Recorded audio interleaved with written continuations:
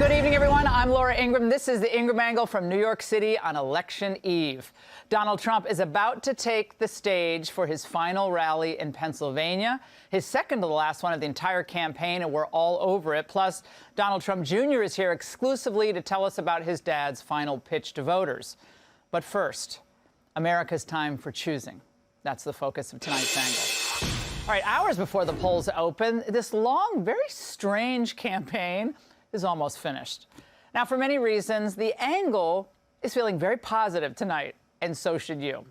Now, even though I've known Donald Trump for, I cannot believe I'm saying this, 25 years, long before he ever got into politics, I don't believe I have ever admired him as much as I do right now. Now, what you've witnessed these past few years, you will never see again in American politics. Trump's level of sheer grit, energy, and endurance, and you bet his fighting spirit.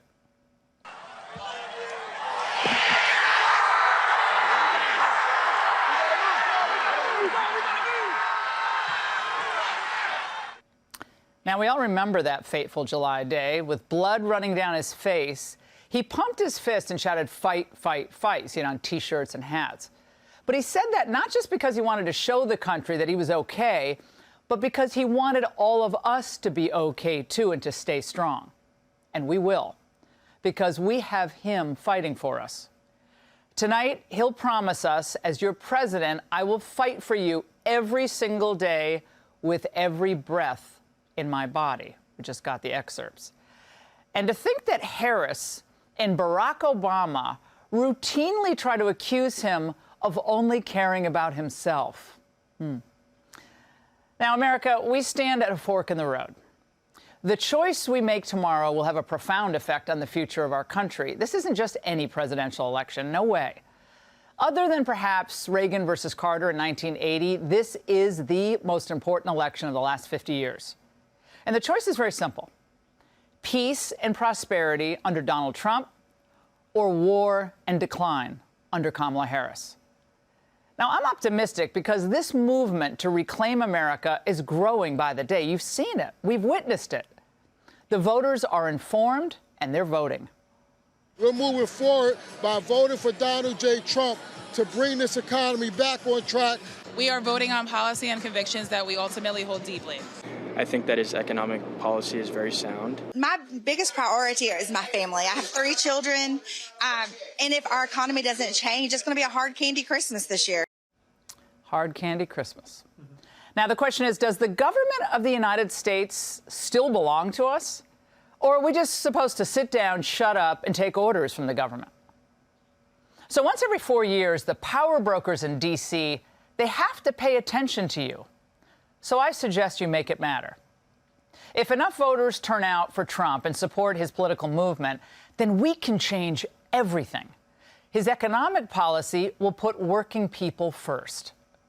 We will secure our borders, and we will also rescue our economy, because our economy is in a mess, and I've seen it for a long time. I'm very good at that stuff. 4 years of Kamala have delivered nothing but economic hell for American workers. I think actually that could be an understatement. Now, we can have also a foreign policy that actually puts America's interest ahead of the international order.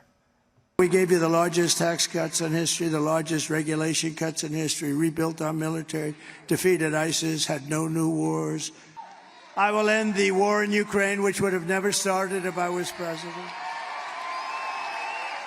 And I will stop the chaos in the Middle East. Yes, an end to war. Wouldn't that be nice? We can have a country where Christians and other people of faith will not be considered enemies of the state. We will get critical race theory and transgender insanity the hell out of our schools.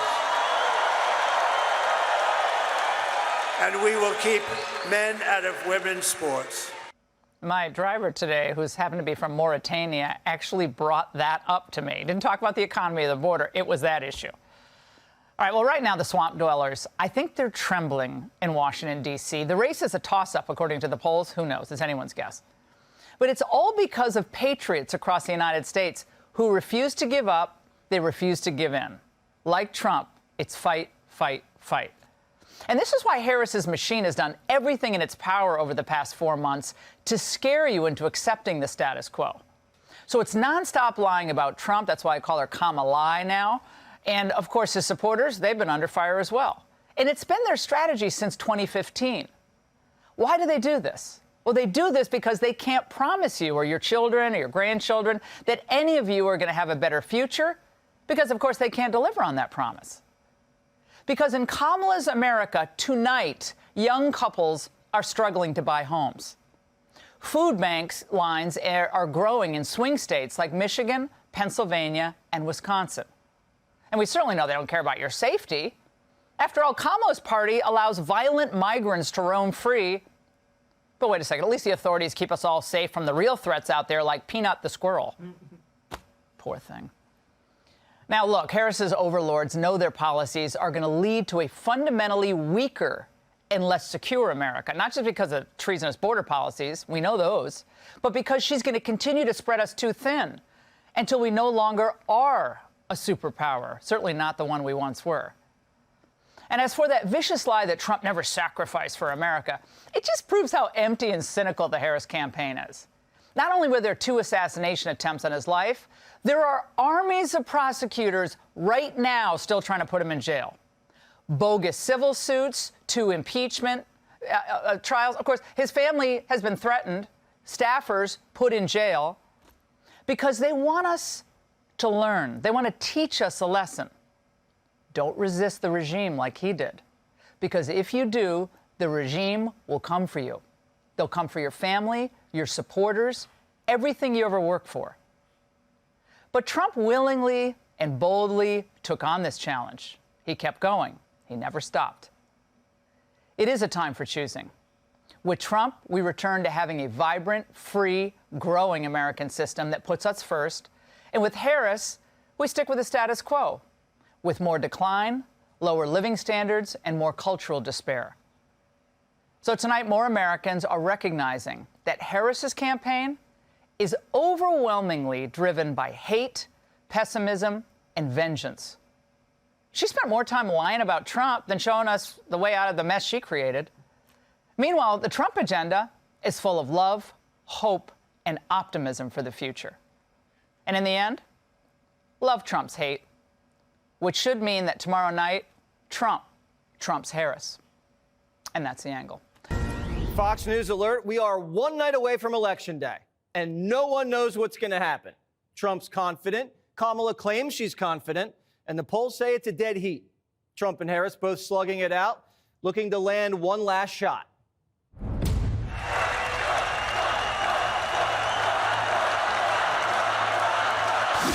Are you better off now than you were 4 years ago? Together, we will fight, fight, fight, and win, win, win. Let's get out the vote. Let's get out the vote. Let's get out the vote. Let's win. I love Gen Z. My plan will be about cutting taxes for workers and middle-class families and small businesses. Kamala talks about fixing the economy, but why doesn't she do it? Kamala broke it, and I will fix it, and fast. We are fighting for a democracy right now. And we love our democracy, and democracy can be a bit complicated sometimes. America will be bigger, better, bolder, richer, safer, and stronger than ever before.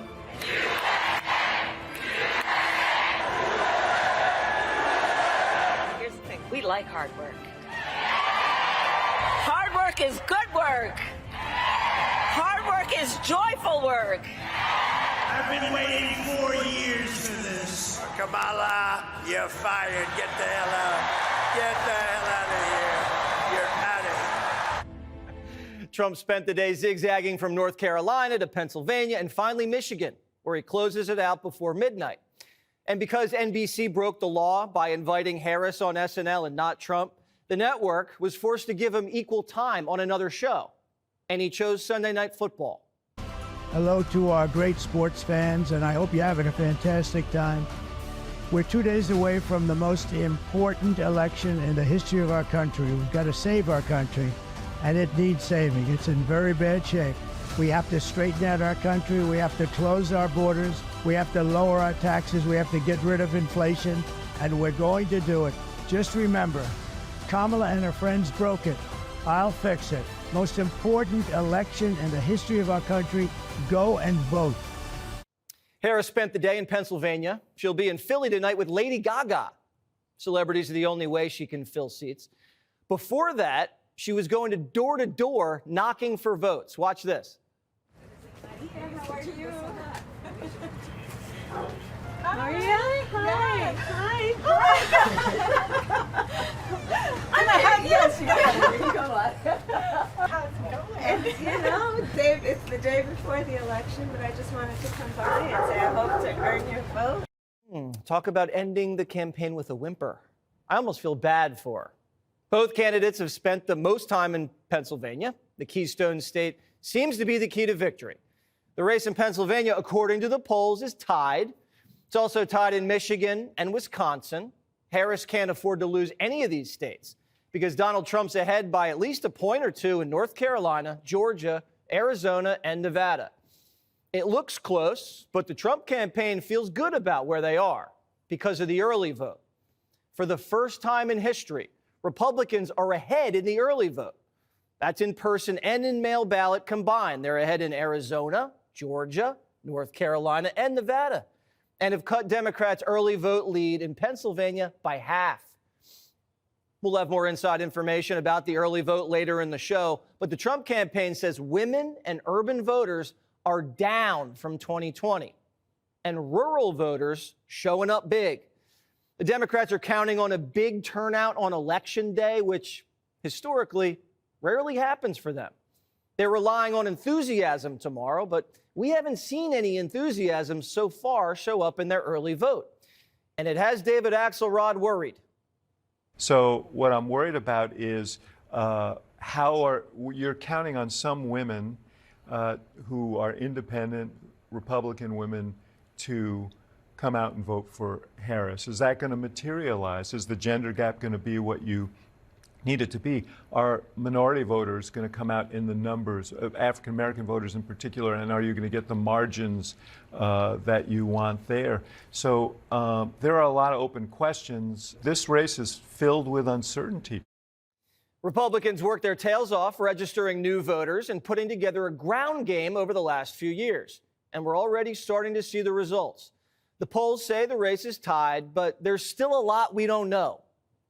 I think the pollsters are getting this wrong. We're all missing something because they're giving us the same poll over and over again. They're telling us we're watching a basketball game where every play is a jump ball. Somewhere, somebody is missing something. I think I'm not going to call it a wave, but I think there's a wavelet out there of Republican enthusiasm and registration. Wall Street, who pays guys millions of dollars to know things before they happen, is seeing the same thing. The expectation today is that Donald Trump will win the White House in just a few days. We'll know shortly. Wall Street isn't always right, though. But even our good friend Chuck Todd is predicting a Trump win. This is not the beginning of something nor the end of something. We continue to be in the middle of something. Yeah. We are about to do something we haven't done since the 19th century, and that is we just finished 2 straight one-term presidents. The likelihood of this being a one-term presidency is high, not low, because we are a country that has been voting against. We voted against Hillary Clinton in 2016 and got Trump. We voted against Trump in 2020 and got Biden. I think this is another vote against election, not a vote for. This race really started with the raid. Biden sending the FBI to turn Trump's house upside down rallied the Republican Party around him. After that, it was overkill. Indictment after indictment after indictment. Even a mugshot. Then unconstitutionally excessive fines and a 6-week show trial. Trump's numbers began to skyrocket. Biden was in trouble, so he gambled and called for an early debate. A gamble he lost so badly he lost the nomination. The Democrats stripped Biden of his delegates and forced him off the stage with a gun to his head. Meanwhile, guns were loaded for Trump, and 45 nearly died in Butler. The assassin was put down by the Biden administration. They stonewalled. Investigators seized the shooter's phones, burned his body, and still to this day, we know nothing. Kamala inherited Joe's war chest, And the Democrats forced her onto the party and manufactured a bounce that began to fizzle this fall. The more she exposed herself as someone who couldn't really be taken seriously. The more we saw of Kamala, the less we liked her. And when she said there wasn't really anything she'd do differently than Joe Biden, that may have been the beginning of the end. But the more we saw of Trump, in ways which we've never seen him before, McDonald's drive-through window and taking out the garbage, America became comfortable again with the idea of returning the former president to the White House. But the machine kept coming. Oprah, Michelle, Barack, Bill, Hillary, Bruce, Beyonce. 60 Minutes, biased moderators, a list of hoaxes longer than a diner menu. But the October surprise was Scranton Joe, who wouldn't go down quietly. His strange outbursts and oddball behavior reminded America of the mistake we'd made and the woman who'd went along for the ride. Democrats' frustration boiled over, and the last 2 weeks we saw them insult not just Republican voters, but their own voters. As the machine broke down, they began calling us un-American, fascist garbage who needed to be smacked in the ass. And Democrats who didn't agree were sexist race traitors who should have lied to their spouses and vote for Harris if they wanted any chance of getting lucky in bed. How does this all end? We don't know. It's not over yet. But this may have been the most iconic campaign in American political history. The rest of the story hasn't been written. That's up to you. If you didn't vote early, tomorrow's your day. And if enough of you do what you need to do, we could know the winner on election night. Imagine that. All right, and welcome to Hannity. In 3 hours, less than 3 hours, it is election night. It is election day in America. But breaking moments ago, as we were just discussing, Joe Rogan has now officially endorsed Donald J. Trump for president. We'll have more on this in a moment. It's officially election eve, just a few hours short. Polls will be open, and anyone who didn't already vote, well, they'll have one last day to cast their ballot, let their voice be heard. It is expected 80+ million Americans will vote tomorrow. That means this election is not decided. Mark my words. It will be decided now by what we call turnout. Now, I've been saying to people, especially if you live in Georgia, North Carolina, if you live in Pennsylvania, Wisconsin, if you live in Michigan, if you live in Arizona, Nevada, treat your vote like it will be the deciding vote this election. If you look at the polls and for what they mean, whether you trust them or you don't trust them, this race has razor-thin margins in these key swing states. Your vote will absolutely matter, and you couldn't have two more distinct visions for the future of the country. In these swing states alone, your vote is going to be particularly important. Here's where we start tonight. According to my sources, there is cautious optimism at the Trump campaign. Don't take that to the bank. Assume your vote's the deciding vote. As of tonight, Kamala Harris has a little bit of a math problem in key battleground states because early vote turnout was way down for Democrats, especially in deep blue urban areas. Meanwhile, early vote turnout was way up for Republicans with a record participation in rural areas. But all of this will mean absolutely nothing without a big day tomorrow. What I would say is a sense of urgency is critical. This is a tipping point. I would even call it an inflection point for the country. There is so much at stake. And if you care about your children, your grandchildren, you've got to care about the direction of the country.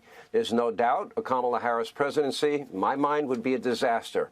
Now, despite all the vague answers, and I love my favorite answer is, Kamala, what do you think of the economy? I was born in the middle class. Kamala, what do you think of the immigration problem? Did you know that I grew up in a middle-class neighborhood? Besides all of that, the uncomfortable, obnoxious giggling, the lack of vetting from the media, which I think is a huge story as it relates to the entire election cycle, there is no mystery about what Kamala Harris truly believes. This is the single most radical far-left candidate to ever run as a major party candidate. But don't take my words for it. In spite of the media hiding all of this from you, before you vote, let's do what the state-run media mob has purposely failed to do.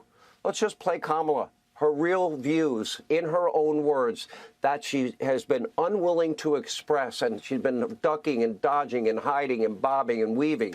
Let's start with the lifeblood of the world economy. It's called energy. Take a look. Will you commit to implementing a federal ban on fracking your first day in office, adding the United States to the list of countries who have banned this devastating practice? There's no question I'm in favor of banning fracking. So, yeah. So would you ban offshore drilling? Yes. And I've, again, worked on that. Now, of course, she wants to win Pennsylvania, so she's taken a different position. Which Kamala do you believe? You think that person will be eager to sign off on new leases for fracking? She's been against offshore drilling. She has long wanted to destroy the fossil fuel industry in America. She's the one that supported electric vehicle mandates in the country, not choice, mandates. Meanwhile, in his first term, Donald Trump unleashed American energy. We became energy independent for the first time in 75 years. Remember what you were paying? The price at the pump was way down. Do you like paying $1.50 more a gallon for gasoline now? America was a net exporter of energy. At the same time, Kamala co-sponsored the Capitol is killing $93 trillion Green New Deal, proudly declared that she would eliminate the filibuster to ram it through Congress. Take a look, her in her own words. Here's my point. If they fail to act as President of the United States, I am prepared to get rid of the filibuster to pass a Green New Deal.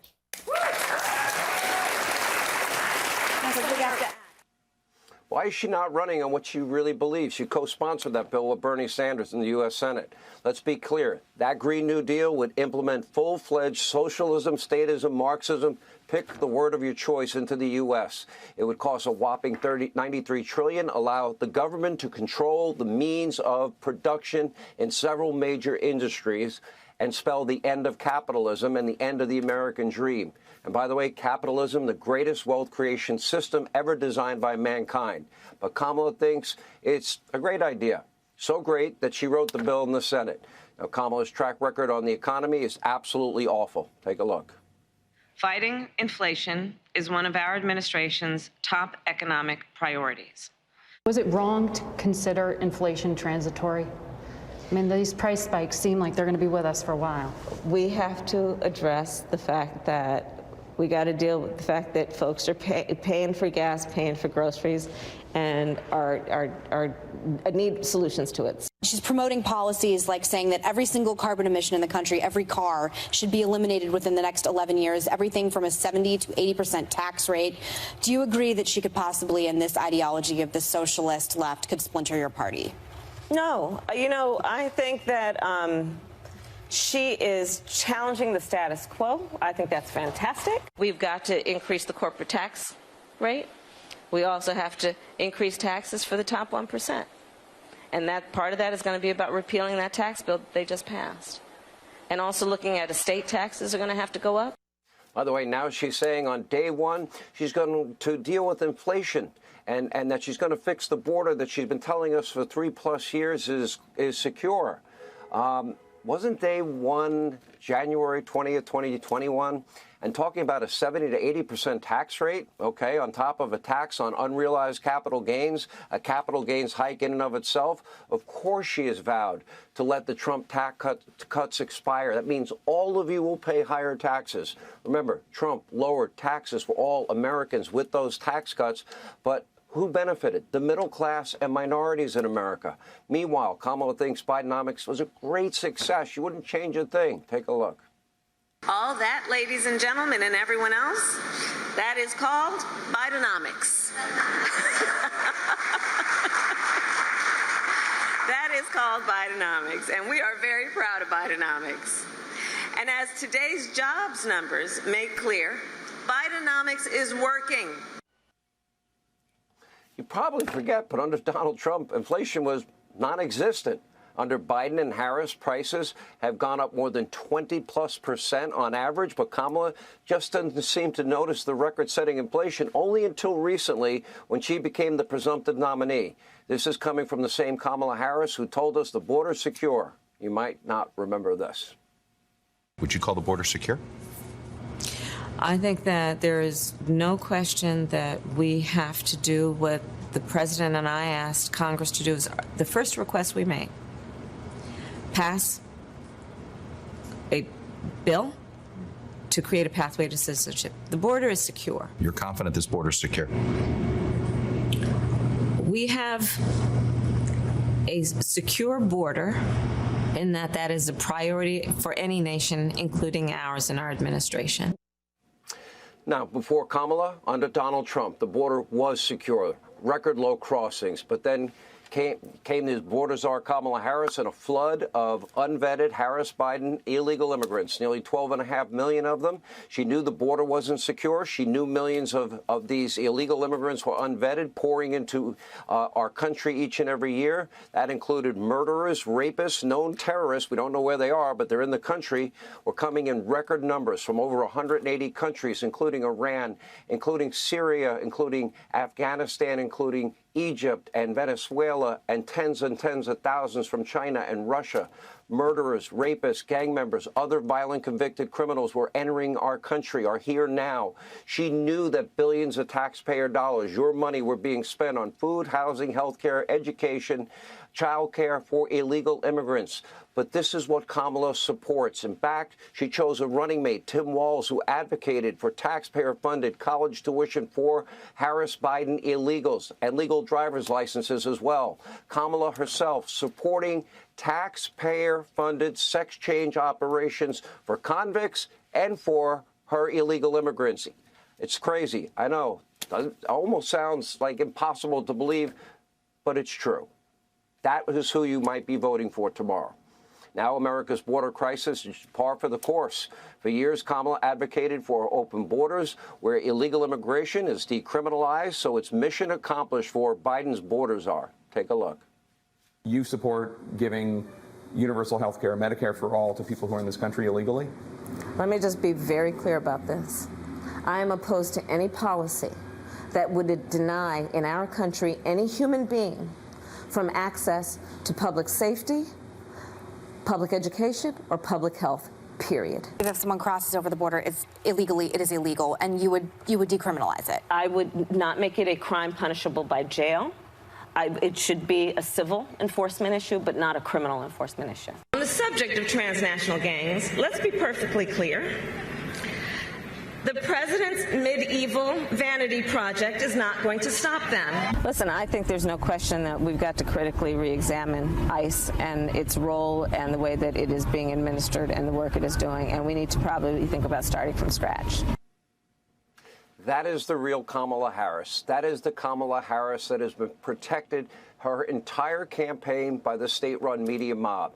Not only does she want to decriminalize the illegal immigration, she also seems to have a very soft spot in her heart for violent criminals and rioters. You might recall, the media didn't remind you during this election year, the summer of 2020, 574 riots, 4 days after a police precinct was burned to the ground in Minneapolis. She promoted a Minnesota bail fund, raising money to get violent offenders back on the streets.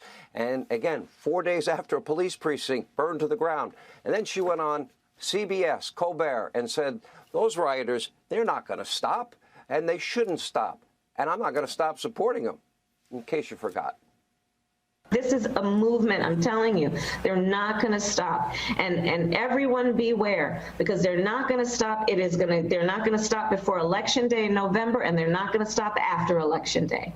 And that should be, everyone should take note of that on both levels, that this isn't, they're not going to let up, and they should not. Is Liz Cheney watching? Beware, take note. They're not going to stop and shouldn't stop. So Kamala seemingly wants to decriminalize left-wing violent riots, illegal immigration. But if you are a law-abiding American, don't you dare utter the words illegal alien or radical Islamic terrorism. You need to be courageous, according to Kamala. Take a look.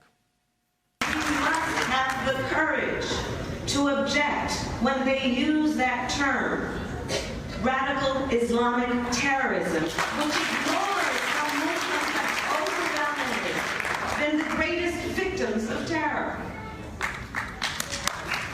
And we must also have the courage to reject that term illegal alien. I have seen some of the worst of criminal behavior. I have seen the worst of crime. An undocumented immigrant is not a criminal. In contrast, no one values freedom of speech more than Donald Trump. Meanwhile, Kamala Harris doesn't just want to censor your speech. She wants to ban a lot of things like private health insurance. She said it in her own words. Take a look. You support the Medicare for All bill, I think initially co-sponsored by Senator Bernie Sanders. You're also a co-sponsor on it. I believe it will totally eliminate private insurance. So for people out there who like their insurance, they don't get to keep it? Well, listen, the idea is that everyone gets access to medical care. And you don't have to go through the process of going through an insurance company, having them give you approval, going through the paperwork, all of the delay that may require. Who of us has not had that situation where you got to wait for approval and the doctor says, well, I don't know if your insurance company is going to cover this? Let's eliminate all of that. Let's move on. Government-run health care, even for illegal immigrants, and no private health insurance. She also wants to get rid of the Second Amendment in spite of claims to the contrary and disarm law-abiding American citizens. Her mandatory gun buyback program, I'd call that gun confiscation. You decide. Assault weapons that are already in circulation. What do you do about those? Well, there are approximately 5 million, to your point, Craig. We have to have a buyback program, and I support a mandatory buyback program. How mandatory is your gun buyback program? It's mandatory. Second Amendment? The Second Amendment, listen, we're going to have to do it the right way. There's no question about that. But we don't have any, we have to get these guns off the street. Just because you legally possess a gun in the sanctity of your locked home doesn't mean that we're not going to walk into that home and check to see if you're being responsible and safe in the way you conduct your affairs. Donald Trump, he will protect your First Amendment rights, your Second Amendment rights. He will limit government's power. That is your choice tomorrow. While Kamala will be coming for your guns, based on Kamala's own words, she wants to turn America into Venezuela. But with less oil and gas production, that is the worst-case scenario. It will lead to massive shortages. It will increase the cost of everything you buy in every store you go to, even way beyond the current inflation we are experiencing. That would be economic ruin, a loss of freedom, and frankly, America will become unrecognizable, in my view. Not a great scenario. The best case scenario is that she is a continuation of the Biden White House, which was the single worst administration in modern American history. The inflation will continue. Prices will not come down. Government spending will only go up. Taxes will go up. Regulations will go up. Crime will rise. Chaos will continue around the globe. And remember, according to Kamala's own words, she played a vital role in all of the major decisions at the White House. She was the last person in the room, from Afghanistan to the border to the economy. Take a look. President Biden always said that he wants you to be the last person in the room, particularly for big decisions, just as he was for President Obama. He just made a really big decision, Afghanistan. Yes. Were you the last person in the room? Yes. And you feel comfortable? I do. And I'm going to add to that. This is a president who has an extraordinary amount of courage. For the 80-plus million of you tomorrow that are going to vote, when someone is telling you who they are, believe them. Tomorrow when you head to the polls, ask yourself one simple question. Are you better off than you were 4 years ago? We are truly blessed in this country. We live in the greatest country, I believe, that God ever created man. Tomorrow, the American dream is on the ballot. America as we know it is on the ballot. And in his closing argument to the American people, Donald Trump is vowing to unleash America's true potential. This is your choice tomorrow. Take a look. But over the past 4 years, Americans have suffered one catastrophic failure, betrayal, and humiliation after another. Kamala Harris has delivered soaring prices and economic anguish at home, war and chaos abroad, and nation-destroying invasion on our southern border like nobody's ever seen before. With your vote tomorrow, we can fix every single problem our country faces and lead America, and indeed the whole world, to new heights of glory. Vote for me and I will deliver rising wages, soaring income, and a colossal surge of jobs, wealth, and opportunity for Americans of every race, religion, color, and creed, every one of them. As your president, I will fight for you every single day with every breath in my body. I will fight like hell. This is the greatest choice election in our lifetime, and the choice couldn't be more distinct. It couldn't be any more clear. Under Donald Trump, child poverty was at a multi-decade low. Income levels for all Americans reached record highs, including for African Americans, Hispanic Americans, Asian Americans, women in the workplace, African American youth unemployment. Inflation was non-existent. Interest rates were at record low. The border was secure. Gas prices were low. The world was a more peaceful place. This is what Donald Trump did his first term, and this is what he plans to do to make America great again. So you can turn off the noise and the smears, being called a Nazi, being called a racist, being called a fascist, being called garbage, and there's only one option. I'm only one host. I have this camera, which you give me every night. I'm very grateful for it. But this choice is yours.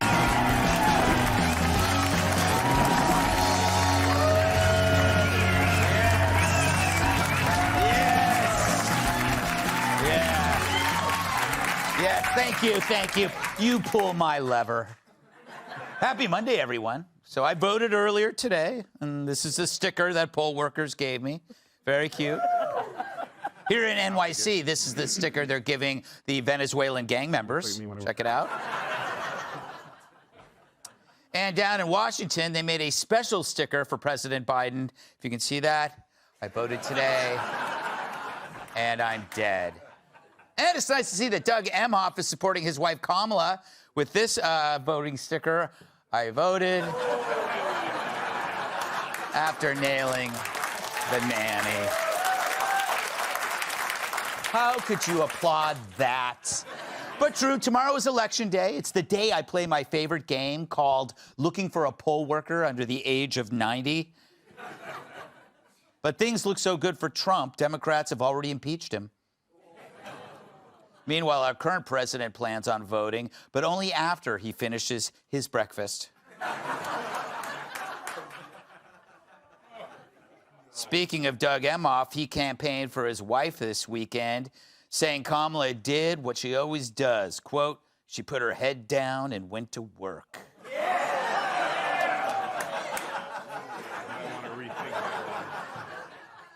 And that's exactly what we need in the Oval Office, said one man.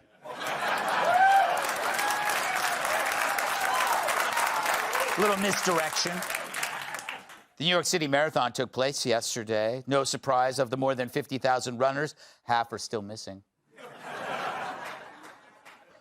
Coldplay's Chris Martin fell through a trap door during a performance in Melbourne. More bad news, he's fine. Later this month, the McRib will return to select McDonald's restaurants. And that's the power of prayer, said one man. And a new handheld device may soon cure insomnia by turning off your mind. I think we have a picture of it here. All right. Why not? I'm off for 2 days, rip 'em. So one of the key differences between the left and right is one side's willingness to leave you alone. Sure, all politicians want power, but clearly one kind is more invasive than the other. So meet public enemy number one, Peanut the squirrel. Apparently the most sinister rodent since Adam Schiff. Or he was until the state of New York decided he had to go. His crimes seem to have been something to do with living indoors, unlike half of New York City. I guess if he had a tent and smoked meth, he'd still be with us. But last week, agents from the New York State Department of Environmental Conservation unleashed a 5-hour raid on the home of Peanut's owner, Mark Longo, and took Peanut into custody. 5 hours. Probably took that long to put on the little handcuffs. But thanks to a full 10 agents prepared for heavy resistance, Peanut was apprehended with minimal injury. They must have spent the full 5 hours patting down his nuts. But for these brave agents of New York's environmental conservation, this was their bin Laden. Clearly, Peanut had to go, a rodent Nazi, a nutsy, if you will. Because in New York, they don't want squirrels taking your nuts, just the pediatricians. Now, Peanut had a co-conspirator, Fred the raccoon. Obviously a criminal because he was always wearing that mask. Fred was also removed in the raid and, like Peanut, executed.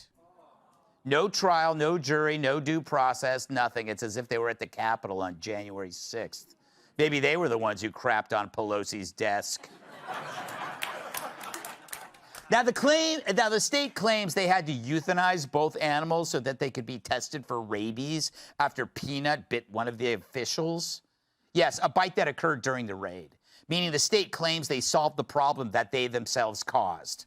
They raided a house, antagonized a terrified squirrel, and when it bit them, put it down. Case closed. The city is now safe from one adorable rodent. As for the owner, he and his wife think someone ratted them out. Turns out they have an OnlyFans page where they post porn, and that page helped them rake in hundreds of thousands of dollars, which they used to buy their 350-acre property. Now, as a New York State resident, I can't tell you how much I appreciate the state's commitment to my safety. You know, I was starting to think that with all this crime and homelessness and migrant chaos, things were going in the wrong direction. But now, thank God, we're back to law and order, first with the squirrels. Now, the joke about priorities is obvious, but the process itself isn't. Big government, by its nature, only sees itself as growing bigger. And as it grows, so does its intrusiveness.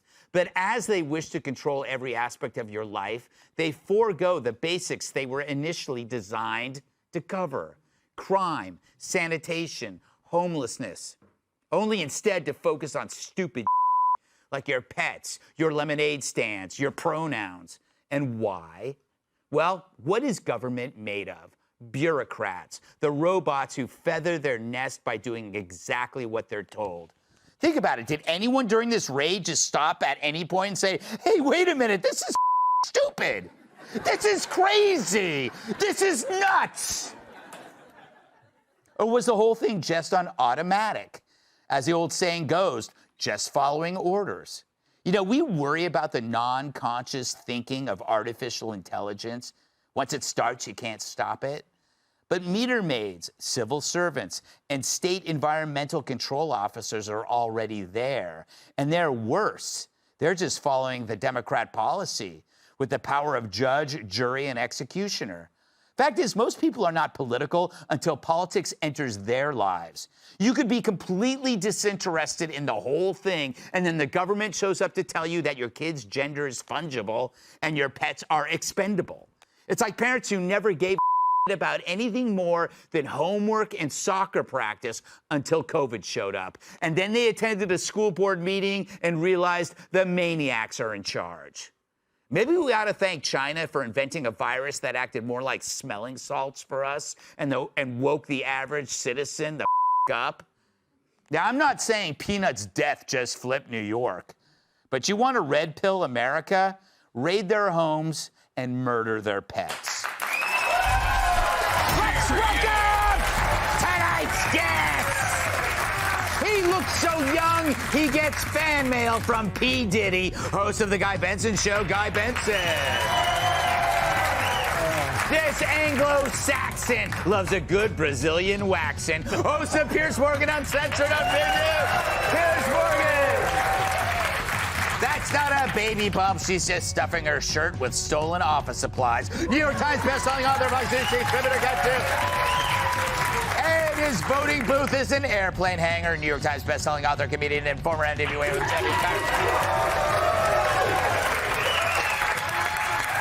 Tyrus, I'm going to you first because out of everybody here, probably in this studio, you own more pets? No, I don't, Greg. That's not true. Okay. I don't own any animals, Greg. Oh, okay. No, you think I want these mother coming to my house? Around and find out. What? This bothered me on a personal level and on another. I don't understand. Their excuse was that Peanut bit them. Yeah. What did Fred do? Giggle? Yeah. You know what I'm saying? This is what these officials do. Now, I had a similar thing happen to me where a person tried to break into my house in the backyard, and I had cane corsos at the time. Mm-hmm. And my dog bit him on the ass for trying to get in my back window. Now, when he was discovered, my dog was hanging from his ass because he was a good boy. Right. He didn't finish him. He held him.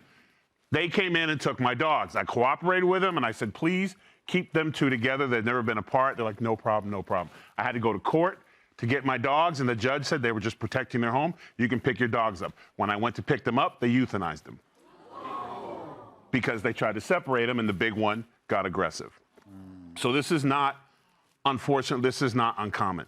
The people that come in are power hungry. You raided their house looking for what? What exactly? The story about rabies, a squirrel with rabies is not hard to figure out. Yeah.